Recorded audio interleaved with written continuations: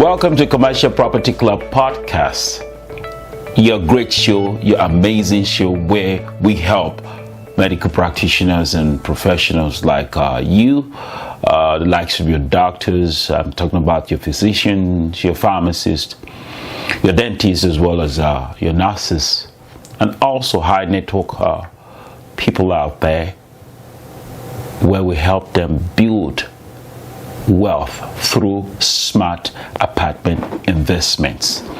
I'm your host today, Ola Ibiwoye, and today I'll be diving into a wonderful, great topic today.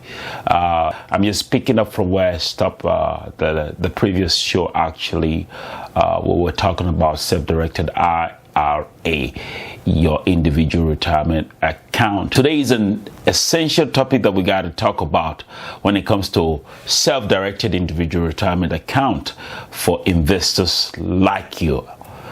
I'll be right back.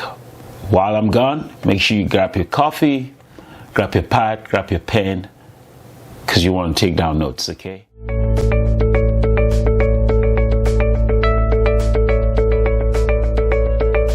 Thank you once again for joining me here at Commercial Property Club Podcast. Once again, I'm your host, Ola Ibiwoye. We have a wonderful topic that we want to talk about today. Actually, like I said, we're picking up from where we stopped the other time. We were talking about individual retirement account, and today we'll be talking about a special topic, or rather very important aspect of individual retirement account. We talked about keeping your individual retirement account with the custodian. That was at the last episode, and self-directing it into an apartment syndication. Today's topic is going to be bordered on the continuation, I would say, or rather an aspect of individual retirement account. And that topic for today would be, I usually call our topics pod chapters. And today's title is the Prohibited Transaction Rule Basics when it comes to self-directed IRA investing in an apartment syndication.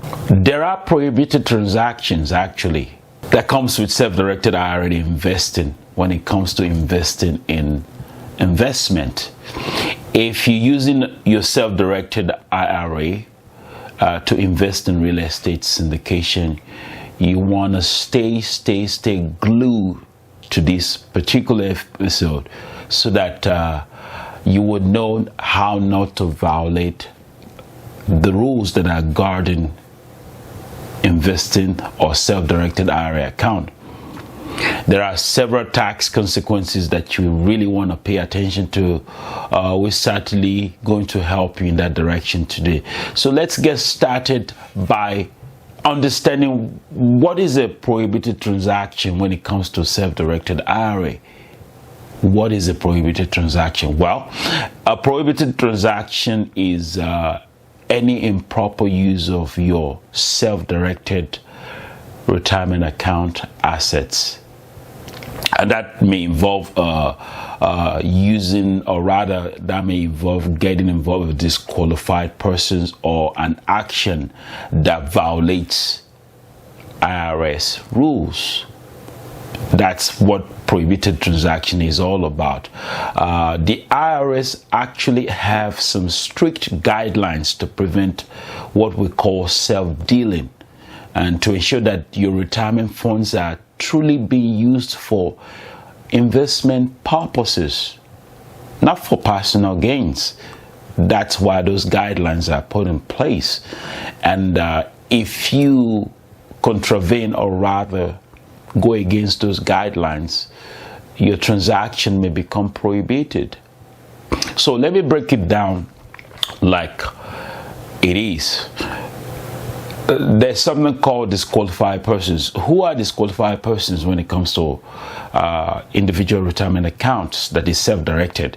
The IRS define them as certain individuals as disqualified person, meaning that your self-directed IRA account cannot engage in transaction with this particular sets of people, and this include the account holder, your spouse, your parents, your grandparents, and other people in your relation, your children, your grandchildren, your directed descendants. Those are prohibited people.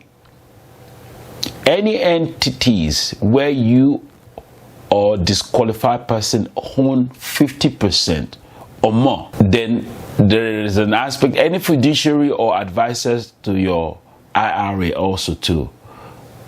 And why does this matter? Because if your IRA engages in any of this transaction with any of these particular parties, it could be considered as what I just mentioned earlier on, as a prohibited transaction. So you got to be careful, which could ultimately disqualify your account, your self-directed IRA, and which also could incur major tax penalties. Now, common prohibited transactions in apartment syndication. If you're investing in an apartment syndication through your self-directed IRAs, here are some key prohibited transactions to really watch out for. Make sure you surround yourself with the right team. Your custodian should be able to advise you more in that light. You want to watch out for self-dealing. What is self-dealing? This happens when you personally benefit from your IRA investment. For example, you cannot use your self-directed IRA to invest in an apartment syndication where you are playing the role of a sponsor. No, you can't do that. You can't. Or where you have managers and that receive fees for your role. That's not allowed. Indirect benefits. If your self-directed IRA invests in a syndication and that investment directly benefits you, or a disqualified person, just like I highlighted them, those people in your family, your close kin, such as giving you free lodging in one of the, maybe an apartment or in your apartment that you invested in, that's a violation of the rule. That's a violation of the rule. So you have to watch out for such violation. Then if you're a personal guarantor on loans, your self-directed IRA cannot take on a loan that requires you as the account holder to provide a personal guarantee.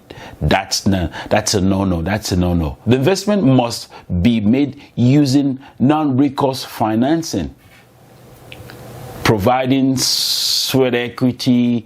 You cannot actively work on or manage the investment by yourself. In any capacity, you can personally have some form of compensation or benefit. Then also to commingling funds. Your self-directed IRA investment fund must be separated from your personal finances. You cannot pay your expenses related to the investment from personal funds or vice versa. Consequences of prohibited transaction. What can it be for you? So what happens is that, there are consequences if you violate these rules. The IRS treats a prohibited transaction as a full distribution of your IRA, which means your entire IRA balance could become taxable in the year the violation occurs. So you see, there are steep, stringent penalties actually that the IRS can level against your IRA. If you're under the age of 59 and above, you could face an additional 10% early withdrawal penalty also too. You may owe interest and other penalties on the unpaid taxes actually. Not a fun situation to be in, I can tell you that. That's why it's crucial to understand these rules before you invest. With a good custodian, with a good professional team surrounding you, actually you could be guarded against all this prohibited transaction. Now, how do you avoid prohibited transactions? Here's some best practices I can say you want to put into effect to stay clear. Work with a good IRA custodian. I can never stress that enough. Who specializes in self-directing IRAs, specifically that understands how you self-direct into real estate investments, real estate apartment syndications.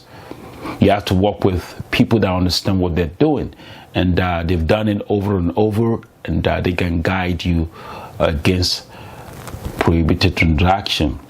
Then consult with also a tax professional before making an investment decision. You have to make sure that you consult with your tax professional. Ensure that all transactions are at arm's length and do not involve disqualified persons. Then also use non-recourse financing if your self-directed IRA account is taking on debt for that investment also too. Then make sure you avoid direct involvement in managing the investment beyond being probably a passive investor. Make sure you're not directly involved in managing, maybe as a GP or managing partner in that investment. So you have to really be careful when it comes to prohibited transaction, when it comes to self-directed IRA account into apartment syndication. What are my final thoughts? Well, investing in apartment syndication with a self-directed IRA can be a powerful tool that you can use to build wealth. But you must be very aware of those aspects of prohibited transaction, the rules that will protect your retirement funds. Making sure that you don't have a situation where there is a misstep that can cost you. You always want to perform your due diligence and seek professional guidance when needed, where you think you need somebody to guide you, and most times your custodians are pretty well versed in knowledge to guide you, and also to your sponsors when it comes to investing in apartment syndication. Well, I hope you find this episode a wonderful one. I hope I've been able to give at least, valid points that would help in you starting when it comes to using your self-directed IRA account to invest in apartments. Today we discussed about what are prohibited transactions that could hurt you if you don't do it the right way when it comes to self-directing into apartment syndication investment. Feel free to shoot me a question. Reach out to me, ola.i@commercialpropertyclub podcast, ola.i@commercialpropertyclub.net. If you want to send me an email, reach out to me on LinkedIn, reach out to me on Facebook. Also too, I have a YouTube channel, Commercial Property Club Podcast. For more resources, don't forget to subscribe to our YouTube channel also too, and make sure you share this podcast with somebody out there, a fellow colleague out there in the medical practice also too, that are looking for other ways to diversify their portfolio into tangible assets like apartment syndication. Also too, people out there that are newbies, tell them about the podcast, okay? Commercial Property Club podcast. Until another time when I bring you a fascinating topic that helps you, adds value to you when it comes to apartment investment. My name is Ola Ibiwoye of Commercial Property Club podcast. I will see you another time. Have a super fantastic day. All right? Thank you.